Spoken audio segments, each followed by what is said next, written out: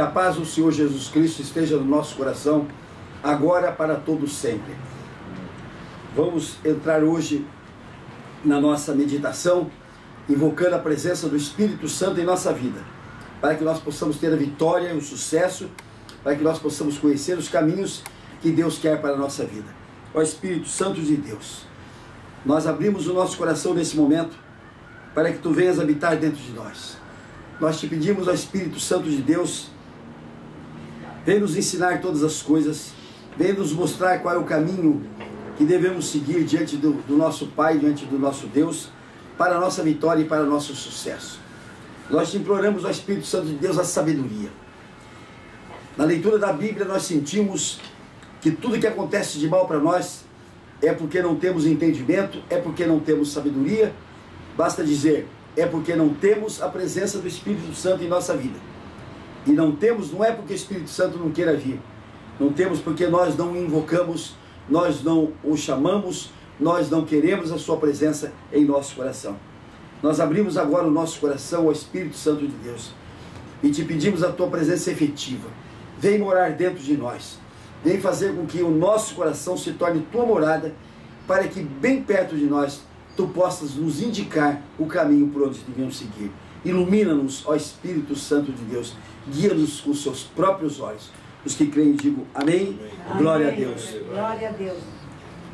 Digam todos comigo, Senhor Jesus, Senhor nós declaramos que estamos reunidos aqui e agora no Teu nome.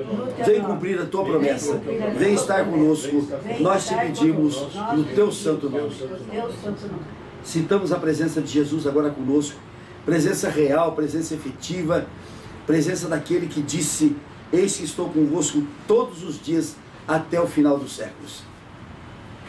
Citamos essa presença maravilhosa e aproveitemos esta presença para nós dizermos a esse Senhor Jesus o nosso arrependimento, a nossa vontade de pedir perdão e a nossa confissão dos nossos pecados.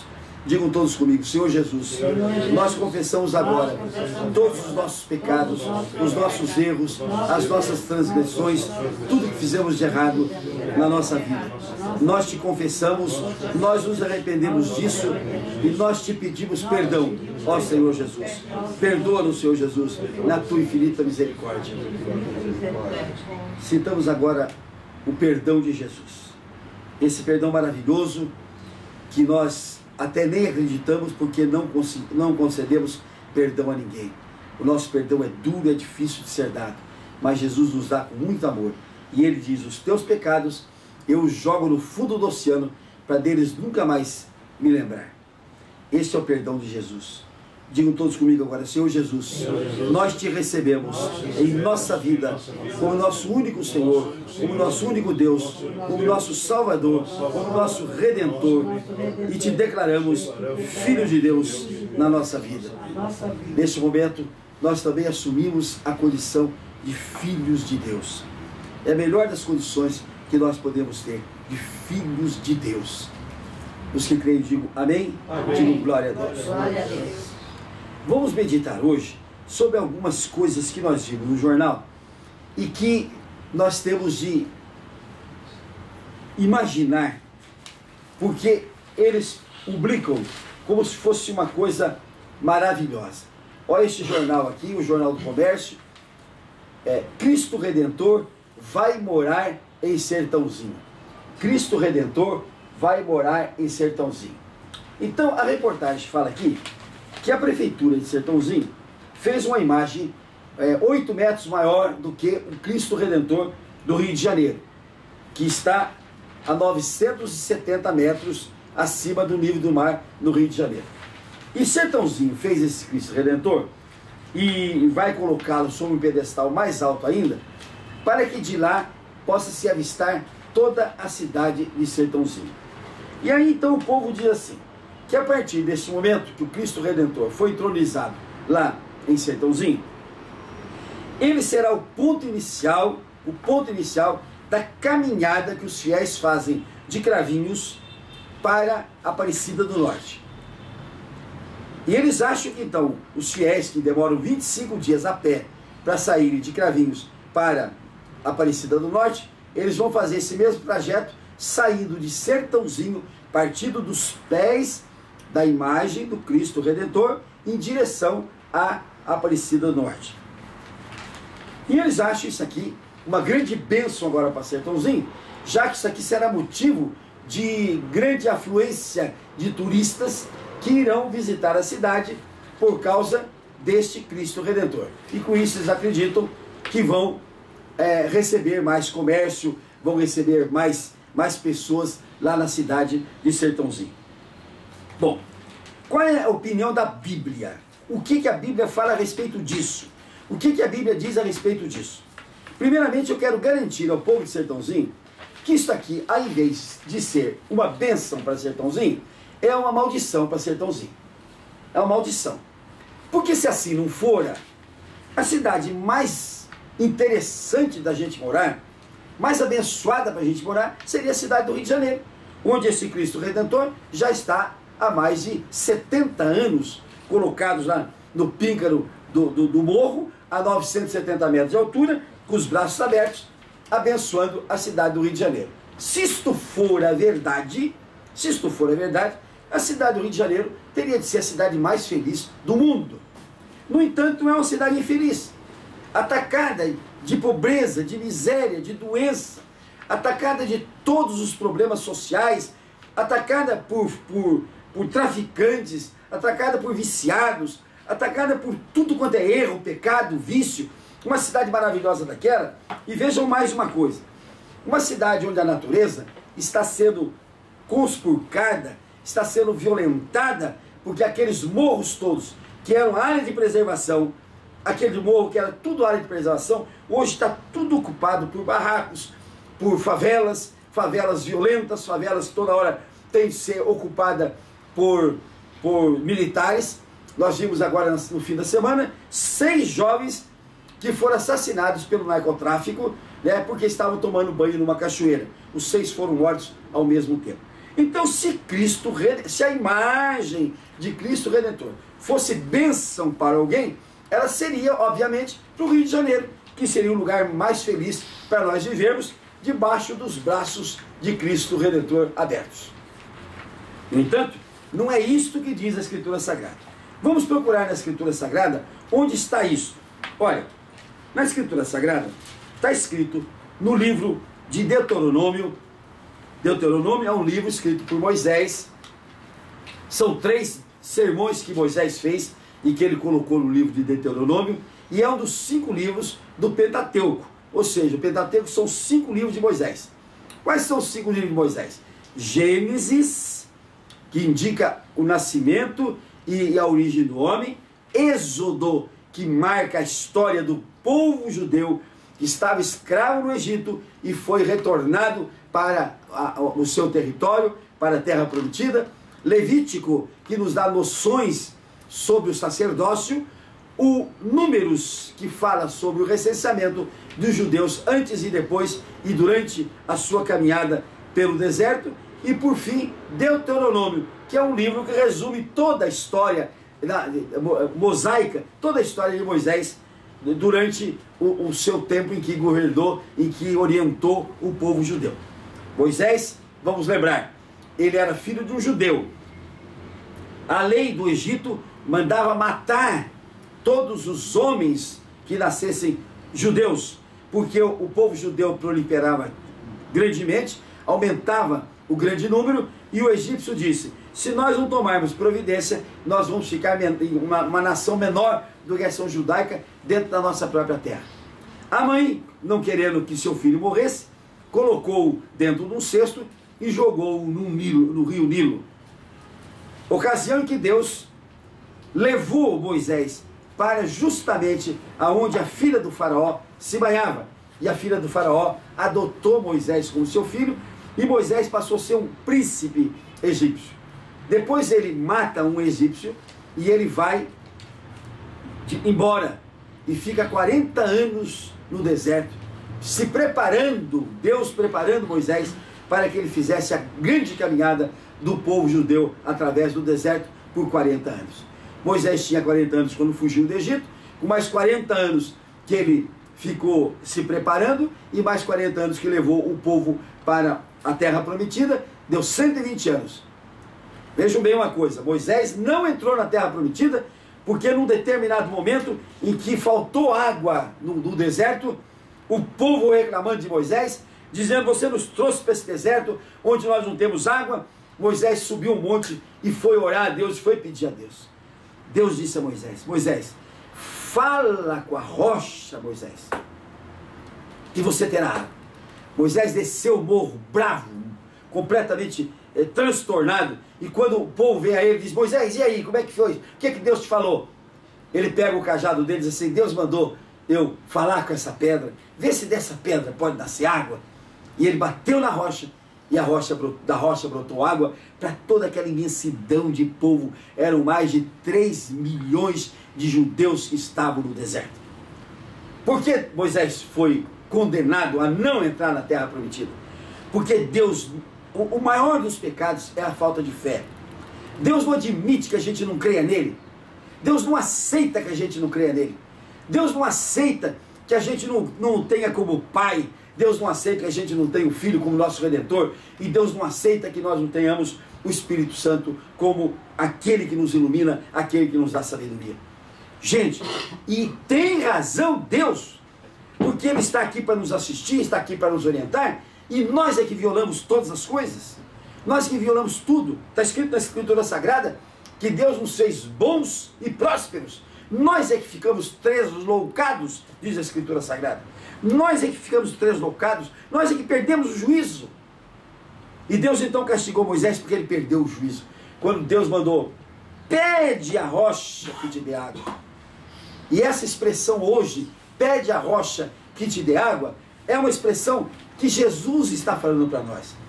Jesus é a rocha, Jesus é a pedra, pedra fundamental, pedra que nos vai dar tudo o quanto queiramos, pedra que vai trazer para nós toda a felicidade.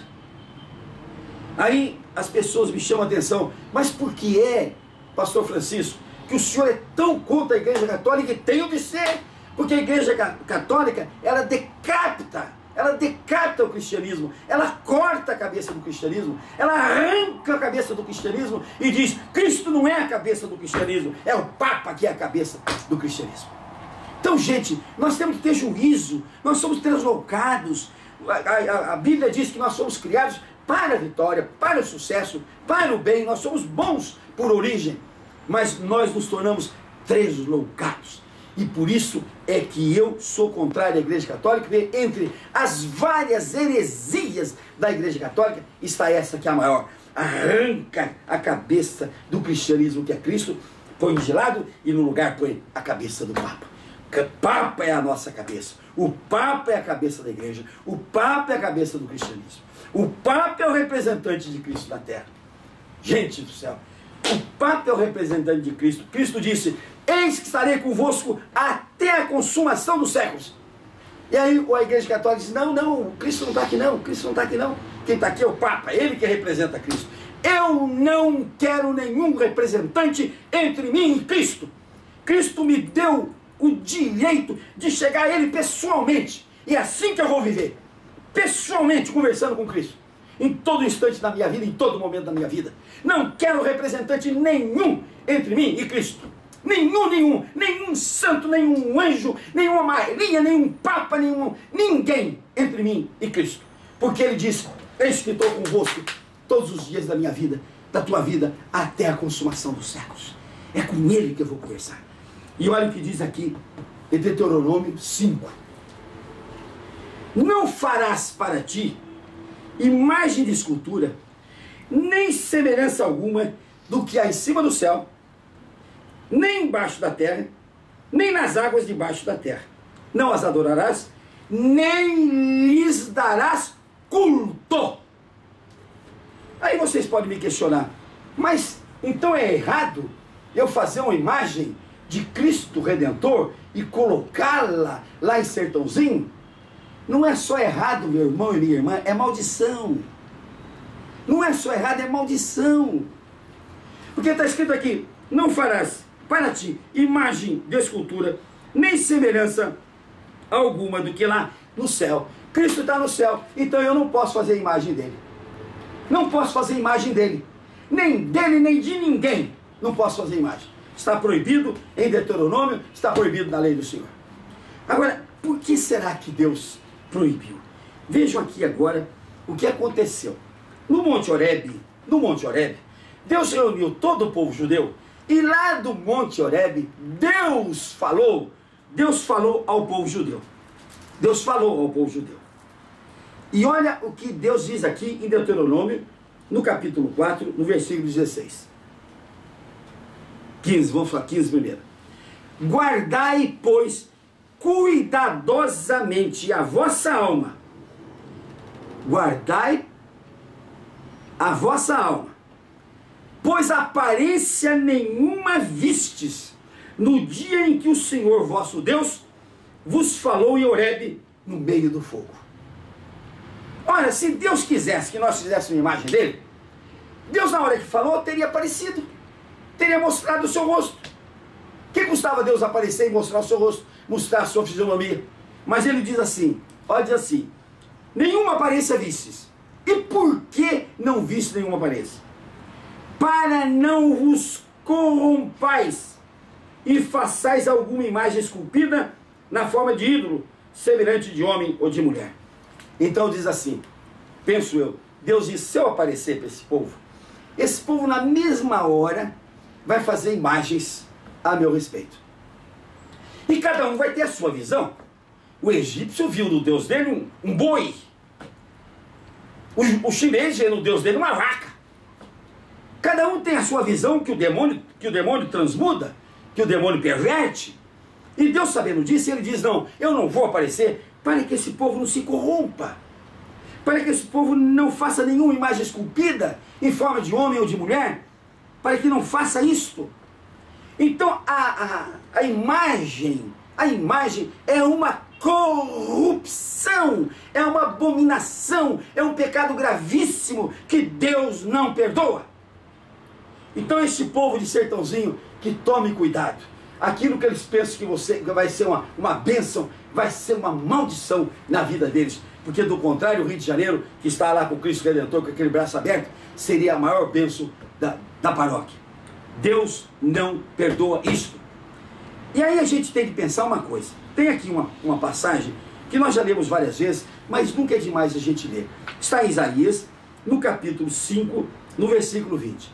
Ai dos que ao mal chamam bem, e ao bem chamam mal, que fazem da escuridão a luz, e da luz a escuridão. Põe o amargo por doce, e o doce por amargo. Cuidado com aqueles, ai daqueles, diz o Senhor, ai daqueles que fazem as coisas ao contrário, que pregam as coisas ao contrário, que admitem as coisas ao contrário, que fazem as coisas boas parecerem mal e fazem as coisas más parecerem boas, que tem a coisa má como boa e tem a coisa boa como má. Ai daqueles, ai daqueles. Aí eu leio o jornal e vejo aqui um exemplo interessante disto. Com o mutirão da justiça, Mato Grosso pretende quitar passivo de precatórios nesse mês. Olha aqui. Então, isso aqui foi tido como exemplo de administração, exemplo de coisa boa. O governador aqui, sorridente, com as mãos unidas, ele está sendo homenageado pelo Conselho Nacional de Justiça, porque ele pagou todos os precatórios que estavam em fila para receber há vários anos. Parece uma coisa boa, não parece? Nossa, vamos aplaudir o governador de Mato Grosso, vamos aplaudi-lo por ter feito isto, né? É uma coisa que parece boa, mas é má. Sabe por que é má? O precatório é um direito, que o credor recebeu na justiça. O credor foi na justiça e recebeu o precatório. Ou seja, o Estado não tem dinheiro para pagar, então o Estado dá um precatório. E aquele precatório fica numa fila infindável que a gente não sabe quando é pago aquilo. Então, depois de 10, 12 anos, este governador aqui paga os precatórios. Mas olha o que ele diz aqui. Olha o que ele diz assim, que era 1 bilhão e 300 milhões, né? E que a dívida total é 4 bilhões e 300 milhões. que ele pagou por 900 milhões. Que ele pagou por 900 milhões. Né? Quer dizer, levou o povo a um estado de desespero, precatórios de comida, precatórios de gente aleijada, precatórios de direitos de terra, de pessoas que foram tiradas das suas terras, precatórios de direito. Ele se gaba de que paga apenas por 900 milhões de reais. Então aquilo que parece uma bênção, gente, é uma maldição. Nós precisamos ter visão disto. A Bíblia proíbe essas coisas. Aproveitar-se da angústia do pobre, aproveitar-se da angústia do crédito, sufocar o crédito da pessoa. E a pessoa não tem outro jeito a não ser, olha, é melhor eu aceitar essa porcaria que estão me dando do que eu ficar sem nada, do que ficar mais 10 anos para receber. Então, ai daqueles que transmudam o bem em mal ou o mal em bem. Fez um mal esse governador e transmuda em bem. E faz todo mundo elogiá-lo.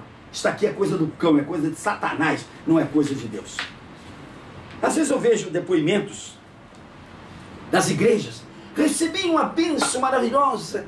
Eu tinha uma dívida com o banco de 80 mil reais e recebi uma carta em casa que eu pago essa dívida por R$1.000. Olha que bênção eu recebi. Bênção, minha irmã, é sacanagem tua.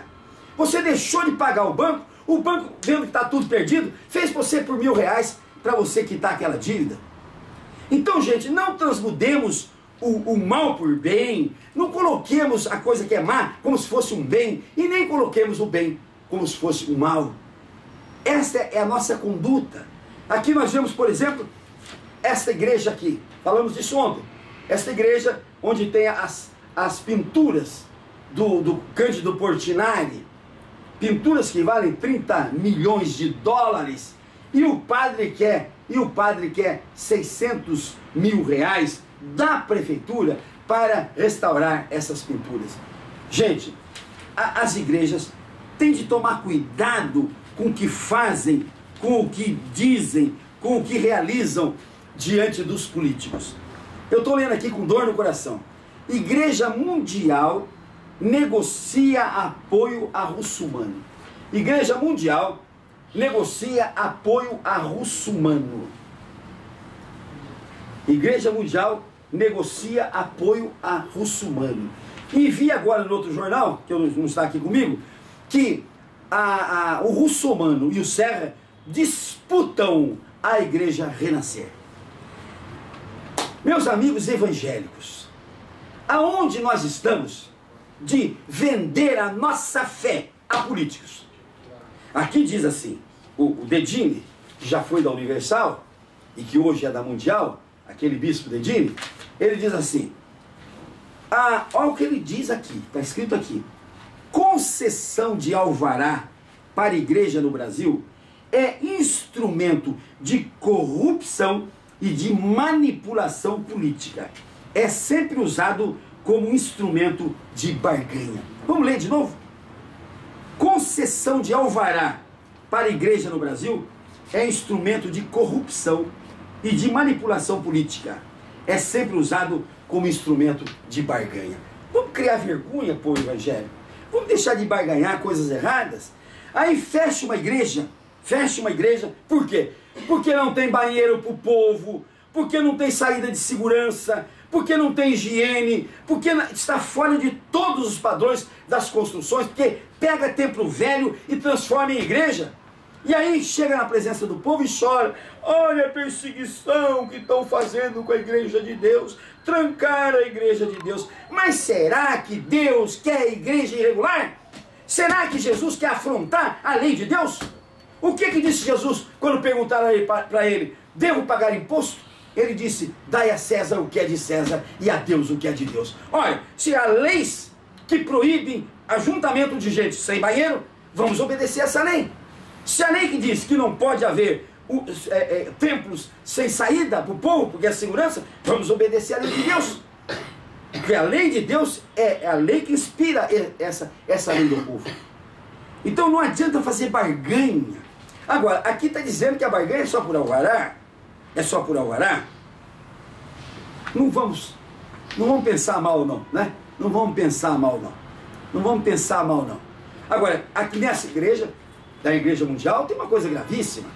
Ela construiu um templo sobre uma rua. Ela construiu um templo sobre uma rua.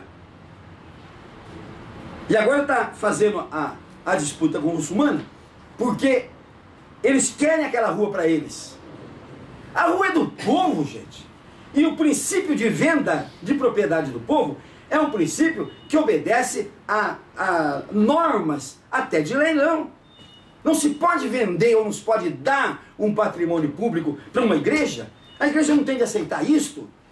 Por isso eu critico a Igreja Católica, porque ela é montada nos melhores terrenos que existem dentro das cidades, que ela recebeu de graça.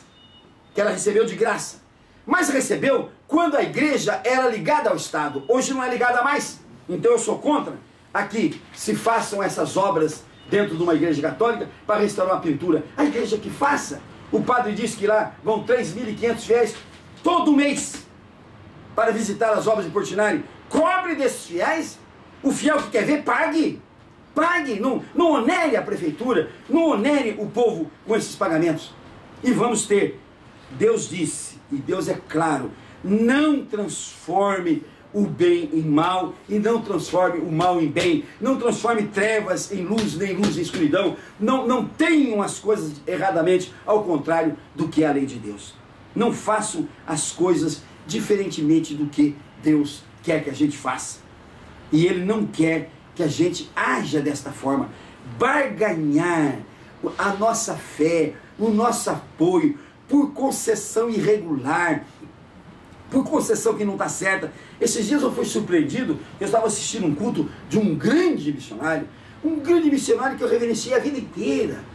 A vida inteira eu tive como exemplo de homem bacana, de homem que vai lá, fala manso, fala gostoso, né? Prega a palavra de Deus. Ele dizia assim: olha a grande bênção que nós recebemos de Deus. Nós compramos um terreno na Marginal Pinheiros, na Marginal Tietê. E quando compramos esse terreno, ninguém queria comprar, porque nesse terreno não podia construir nada. Então todo mundo chegava lá, olhava e não comprava o terreno, porque não podia construir nada.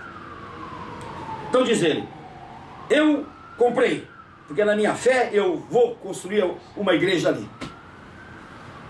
Só que a fé dele tem deputados que pertencem à igreja dele, tem vereadores que pertencem à igreja dele, tem deputados estaduais que pertencem à igreja dele. E ele outro dia chegou eufórico, e o filho dele, que é vereador, fez o depoimento: Deus abriu os nossos caminhos e nós conseguimos o alvará para construir ali um grande templo.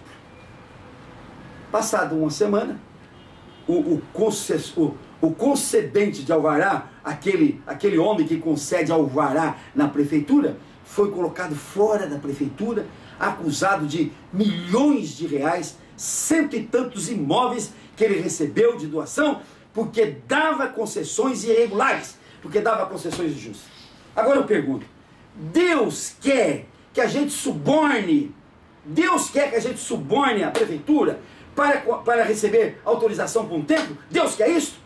Deus quer isso? Vamos ser sérios na nossa fé, gente. Vamos ser sérios no Evangelho de Deus. Vamos ser sérios nas coisas de Deus. Deus quer esse suborno. Deus quer que a gente mude as coisas. Como é que de uma hora para outra um terreno que não valia nada passa a valer milhões, porque de repente não sabe como uma lei foi afrontada e uma concessão que não era permitida se permite? Como é que acontecem essas coisas? A pergunta fica aqui no ar. Eu quero que meus amigos respondam se é justo, se Deus quer o suborno para os seus templos, se Deus quer consagrar a irregularidade na concessão dos seus templos, se Deus quer templos assim, se Deus quer templos dessa maneira. Aliás, por falar em templo, vamos responder a pergunta. Aquela mulher do poço de Sicar. Gente, essa mensagem do poço de Sicar é uma coisa extraordinária. Jesus entra na Samaria. Samaria era um povo odiado pelos judeus. E Jesus vai lá, vai com seus apóstolos. Jesus judeu vai lá com os seus apóstolos. E ele diz para os apóstolos: vão à frente à cidade para comprar alimentos. Eu vou ficar aqui no poço de Jacó, nas imediações de Sicar. Quando é por volta de meio-dia, uma mulher chega ali no poço para buscar água. E esta mulher só podia ser uma mulher de vida irregular, porque as mulheres certas iam cedo buscar água. Aquelas que iam ao meio-dia, era justamente na hora que não tinha ninguém no poço, que elas apareciam. Porque a mulher de vida irregular não podia aparecer em público. E ela chega e Jesus pede água para ela. E ela diz assim: que isso, o senhor é um judeu pedindo água para mim, que sou samaritana? Aí tem aquele diálogo maravilhoso que Jesus conduz aquela mulher para a fé, conduz aquela mulher para a salvação, conduz aquela mulher para trabalhar por Ele. Tanto é que no fim aquela mulher sai e vai buscar toda a cidade e diz: encontrei o Messias, encontrei aquele que o povo esperava para a sua solução. E num determinado momento, ela vendo que Jesus era o Messias, porque ela perguntou, e Jesus disse: sou eu mesmo com quem você fala? Ela pergunta assim, ela diz assim: nós aprendemos que os judeus adoram lá no templo de Jerusalém, e nós adoramos aqui nesse monte Gerizim. Mas aonde é que nós devemos adorar a Deus realmente? E Jesus responde: vai chegar o tempo que nem aqui no monte Gerizim, nem em Jerusalém, vocês adorarão a Deus, mas adorarão a Deus em verdade e em espírito. É esses adoradores que Deus procura para a sua glória. Então Deus não está atrás de templo, e muito menos de templo irregular, e templo obtido irregularmente, templo obtido por suborno, templo obtido por barganha, templo obtido por apoio político. Não. Deus está em busca do nosso templo, meu amigo. Desse templo aqui que quer habitar, o templo que é a habitação dele. Ele diz assim: aquele que me ama, eu e o Pai o amaremos, e viremos e faremos morada dentro dele. É este o templo que Jesus quer que a gente cultive, que a gente cultue, que a gente abra, que a gente coloque Deus aqui dentro de nós, e nós o adoremos a todo instante, a todo momento, presente aqui dentro de nós, sem precisar sair de lugar nenhum, adorando Deus aqui em verdade e em espírito. Isso é que Deus quer de cada um de nós. Por isso, se eu estou dizendo que nós não devemos profanar o templo físico que está aí, de pau, de madeira, de tijolo, muito menos profanemos este templo, que é o nosso corpo, que é a morada de Cristo, que é a morada do Deus Todo-Poderoso, que é a morada do Espírito Santo. Não profanemos esse corpo, conservemos esse corpo completamente limpo das impurezas do cigarro, do vício, da droga, da impureza sexual, de tudo isso. Conservemos esse templo para que ele seja uma digna morada do nosso Deus e Pai Celestial. Os que creem, digam amém. Digo glória a Deus. Vamos fazer a nossa oração agora, para que Deus nos dê essa iluminação, para que nós busquemos realmente a pureza deste corpo, que é a morada do Senhor Deus, que é a morada do Senhor Jesus. Ó Senhor Jesus, nós te pedimos, no teu santo nome, dá-nos força, Senhor Jesus, para nós fazermos no nosso corpo uma morada digna de ti, para que nós tiremos de nós todos os vícios, Senhor, o vício da bebida, o vício do cigarro, o vício da droga, o vício da impureza sexual, para que nós tiremos de nós toda a impureza, Senhor. Arranca do nosso coração, nós te pedimos, Senhor, tudo aquilo que lhe for contrário, tudo aquilo que lhe desagradar, Senhor, e vem morar dentro de nós, Senhor, para que nós façamos de nós um templo realmente digno de ti. Nós te pedimos no santo nome do Senhor Jesus. Os que creem, digam amém. Glória a Deus. Vamos orar agora ao Pai Nosso. Pai nosso que estais no céu, santificado seja o teu nome. Venha a nós o teu reino. Seja feita a tua vontade, assim na terra como nos céus. O pão nosso de cada dia nos dá hoje, e perdoa as nossas dívidas, assim como nós perdoamos aos nossos devedores. E não nos deixes cair em tentação, e nos livra, Senhor, de todo mal, porque teu, Senhor, só teu é o poder, o reino, a honra e a glória, para todos sempre. Amém. Vamos aplaudir o Senhor Jesus? Vamos ungir agora, que a unção quebra a maldição, e vamos todos para a vitória, em nome do Senhor Jesus.